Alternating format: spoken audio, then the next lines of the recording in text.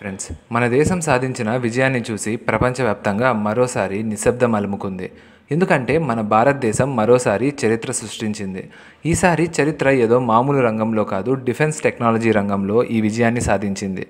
రక్షణ ఆయుధాల కోసం ఇంజన్ల తయారీలో మన దేశం కాస్త వెనుకబడి ఉన్నప్పటికీ మిసైల్ తయారీ విషయంలో మన దేశం ఎంతగా ముందుకు వెళ్ళింది అంటే దానితో ప్రపంచం మన దేశాన్ని చూసే దృష్టికోణమే మారిపోయింది.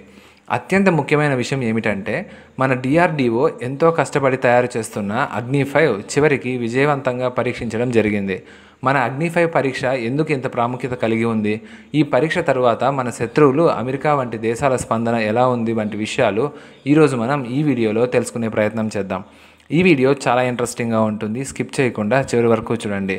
అంతేకాకుండా ఛానల్ని సబ్స్క్రైబ్ చేసుకోవడం మర్చిపోకండి. ఫ్రెండ్స్, ఏ రంగం వల్ల ఎక్కువ లాభం వస్తుందో ఇప్పుడు మన దేశం బాగా అర్థం చేసుకుంది. అది మరేదో కాదు, రక్షణ రంగమే. ఎందుకంటే అమెరికా అయినా, ఫ్రాన్స్ అయినా లేదా ఏ బలమైన ఆర్థిక వ్యవస్థ ఉన్న దేశమైనా సరే అవి తమ రక్షణ ఆయుధాలను అమ్మడం ద్వారానే ఎక్కువగా డబ్బు సంపాదిస్తాయి. అలాగే టెక్నాలజీలో నైపుణ్యం ఉన్న అనేక యూరోపియన్ దేశాలు కూడా ఆయుధాలను అమ్మి భారీగా లాభాలు సంపాదిస్తున్నాయి. కానీ రక్షణ ఆయుధాలు అమ్మాలంటే ముందుగా ఆ రంగంలో స్వయం సమృద్ధి సాధించాలి. వారి రక్షణ ఆయుధాల నాణ్యత బాగా ఉండడం వల్ల వాటికి ప్రపంచవ్యాప్తంగా మంచి డిమాండ్ ఉంది. ఆశ్చర్యకరమైన విషయం ఏమిటంటే కొన్నేళ్ల క్రితం వరకు రక్షణ ఆయుధాలు ఎక్కువగా కొనుగోలు చేసే దేశాలలో మన దేశం ఒకటే, అదే భారతదేశం. ఇప్పుడు రక్షణ ఆయుధాల అభివృద్ధి మరియు తయారీలో స్వలంబన చెందడమే కాకుండా ఎలాంటి విజయాలు సాధిస్తోంది అంటే గతంలో అమెరికా మరియు యూరోపియన్ దేశాల నుంచి ఆయుధాలు కొన్న దేశాలు ఇప్పుడు మన దేశం నుంచి రక్షణ ఆయుధాలు కొనడానికి క్యూలో నిలబడ్డాయి. ఈ రక్షణ రంగంలో స్వలంబన సాధించే విషయంలో మన దేశం ఇటీవల పురోగతి సాధించింది. దీనివల్ల మన శత్రు దేశాలు ఆందోళన చెందుతున్నాయి. కానీ మన దేశం నుంచి రక్షణ ఆయుధాలు కొని తమ సైనిక దళాల్లో చేర్చుకుంటున్న దేశాలు మాత్రం సంతోషపడుతున్నాయి. వాస్తవానికి ఇటీవల మన డిఆర్డిఓ అభివృద్ధి చేసిన అగ్ని-5ను విజయవంతంగా పరీక్షించారు. అయితే మన దేశం చేసిన ఈ పరీక్ష వల్ల చైనా ఎక్కువగా భయపడింది. దీనికోసమే అమెరికాకు చెందిన సముద్ర నౌకలు మన దేశం జారీ చేసిన నోటం తర్వాత కూడా అటు ఇటు గూఢచర్యం చేస్తూనే ఉన్నాయి. కానీ చివరికి మన దేశం ఈ అగ్ని-5 మిసైల్ పరీక్షను విజయవంతంగా పూర్తి చేసింది. ఇప్పుడు దీని ప్రత్యేకత ఏమిటంటే ఈ మిసైల్ పరీక్ష విజయవంతం కావడం ఒక సాధారణ విషయం కాదు. ఇది మన రక్షణ రంగానికి ఒక పెద్ద బూస్ట్. ఎందుకంటే ఈ మిసైల్ పేరు ఇది మన దేశం అభివృద్ధి చేసిన ICBM అంటే ఇంటర్ కాంటినెంటల్ బ్యాలిస్టిక్ మిసైల్. దీని అర్థం దీనిని ఒక ఖండం నుంచి మరొక ఖండం వరకు ప్రయోగించవచ్చు. సాధారణంగా ఇలాంటి మిసైల్స్ పరిధి 5000 లేదా 5500 కిలోమీటర్ల కంటే ఎక్కువగా ఉంటుంది. ఈ ప్రత్యేకత అగ్ని-5 మిసైల్కి కూడా ఉంది. కానీ దీని గురించి మాట్లాడితే 5000 కిలోమీటర్ల కంటే ఎక్కువ పరిధి గల మిసైల్ ఇది. అంటే పాకిస్తాన్, చైనా గురించి మాట్లాడుకోవడమే అనవసరం. ఇప్పుడు ప్రపంచంలో ఏ మూల కూడా సురక్షితం కాదని నివేదికలు అంటున్నాయి. మన అగ్ని-5 మిసైల్ ప్రోగ్రాం పట్ల పాకిస్తాన్లో ఆందోళనలు పెరుగుతున్నాయి. ఇస్లామాబాద్లోని స్ట్రాటజిక్ విజన్ ఇన్స్టిట్యూట్, అక్కడి ప్రధాని షహబాజ్ షరీఫ్, సైన్యాధిపతి అస్లిం మునీర్లకు కూడా భారత ఆర్మీ హెచ్చరిక జారీ చేసింది. ప్రస్తుతానికి ఆందోళన పెరగడం తప్పే లేదు. ఎందుకంటే ఈసారి మీరు ఈ మ్యాప్ని జాగ్రత్తగా చూస్తే ఇందులో మన దేశాన్ని కేంద్రంగా చేసుకొని ఒక గీత గీశారు. ఈ మిసైల్ ఎక్కడెక్కడ కవర్ చేయగలదో ఇందులో చూపించారు.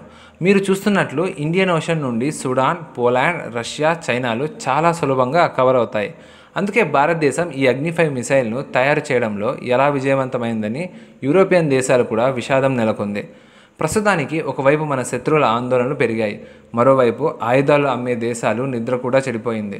ఎందుకంటే ఆపరేషన్ సింధూర్ తర్వాత మన రక్షణ ఆయుధాలకు ప్రపంచవ్యాప్తంగా ఇప్పటికే మంచి మార్కెటింగ్ జరిగింది.